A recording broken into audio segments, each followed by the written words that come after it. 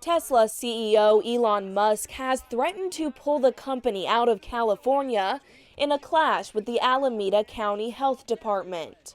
The state's stay-at-home order started in late March, and while some parts of California have been allowed to ease restrictions, Governor Gavin Newsom kept them for the San Francisco Bay Area.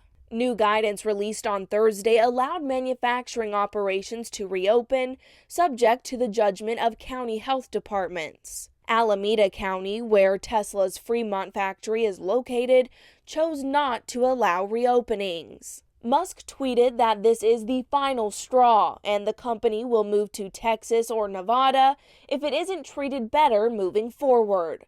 Both states have less restrictive COVID-19 responses than California. Musk sued Saturday night, contending that the factory is critical infrastructure. The county said it had been collaborating with Tesla to implement a safety plan, but the company alleges the county public health officer hasn't returned calls or emails. For Newsy, I'm Johanna Grenaway.